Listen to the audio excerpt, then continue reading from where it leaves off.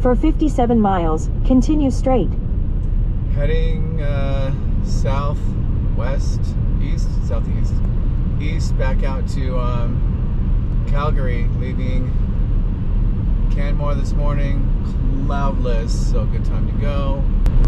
But otherwise, heading down to Provo today, and then from Provo down to the San Juans in Colorado.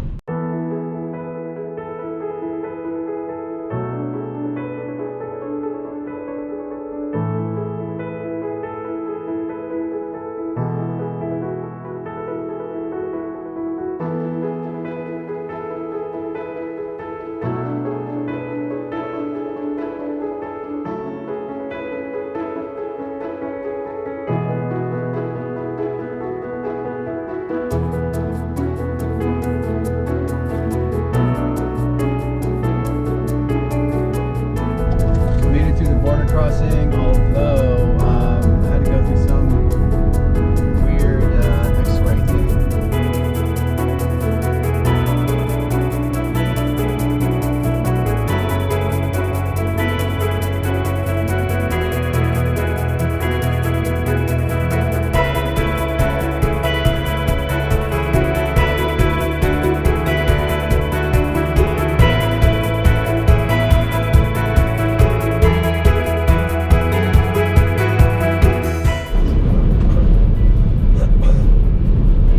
It is Wednesday morning, and I'm heading south out of Provo.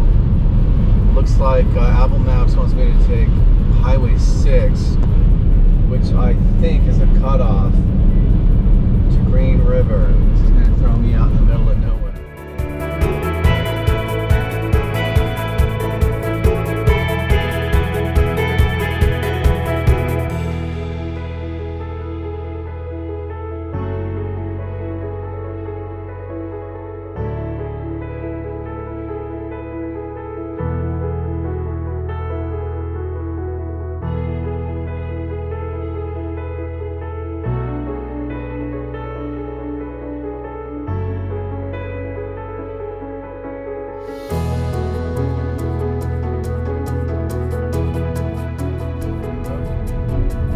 In 15 miles, prepare to park your car near Fish Creek Reservoir. You will need to walk to your destination from there.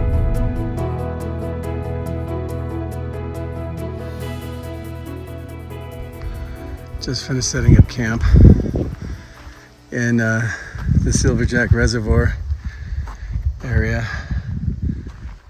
I'm going to call it the Cimarron Range. Bummer is that these down here are already gone. There's just a few left in this area, but over here some of them are still green, so still I guess lots to shoot. I love these dark clouds moving in.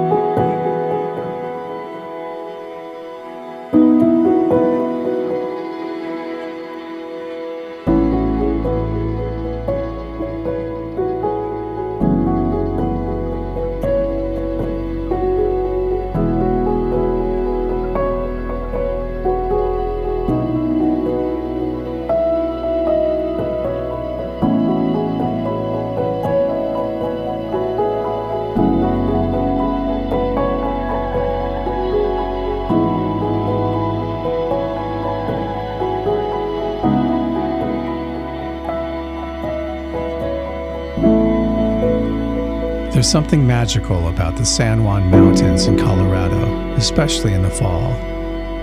After spending 2 nights camping in the Uncompahgre National Forest, I moved down to the nearby town of Montrose to get cleaned up.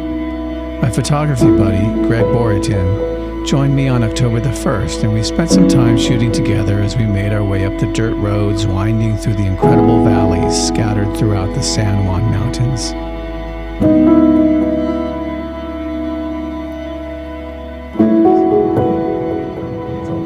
Go to the left. Right away. They're not gonna bother you. They're smart. They're going back. Oh, look at that freaking fence, trees, and the pond. Oh my God, pristine. We're missing this stuff. Tomorrow we may have wind and everything will be screwed up. Or clouds. Oh man. Oh, look at that.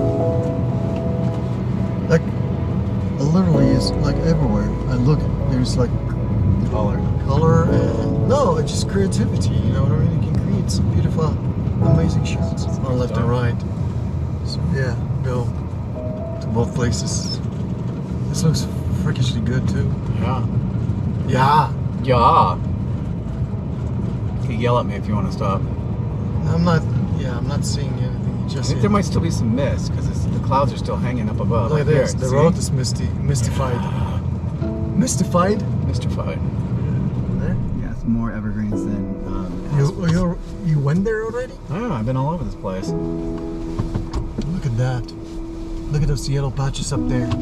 This is nuts. Look at that. Right? Look at the peak. That's what I'm saying.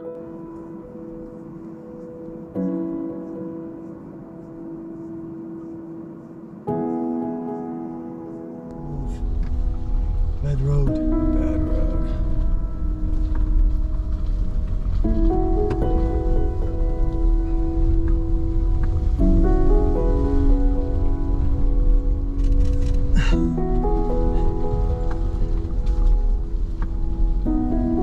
I got it.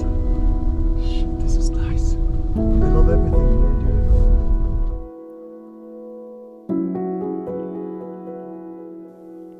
Greg and I shot until well after sunset and headed off to grab some dinner just as a big storm moved in, dumping tons of snow in the higher elevations. I had made 2 previous trips to the San Juans in autumn, but on both trips, it was almost bone dry without any clouds. Even though I was grateful for the clouds and rain, I was really hoping for some snow on the mountains on this trip, but I knew from past experience that snow in late September and early October seemed to be rare in the San Juans.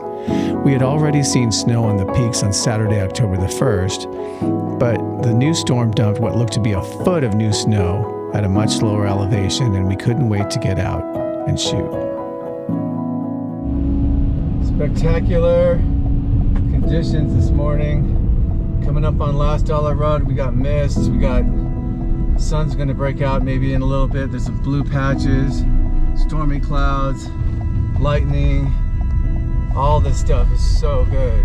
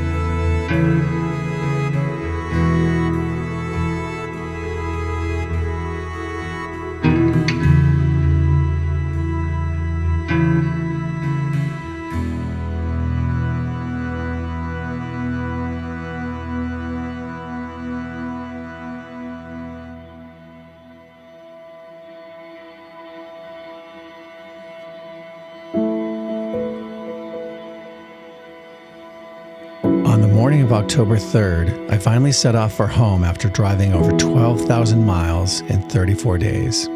I felt like I had hit the jackpot with all of the fall color and snow in the San Juans, and it was finally time to set Google Maps for Orange County and to drive the 822 miles back home.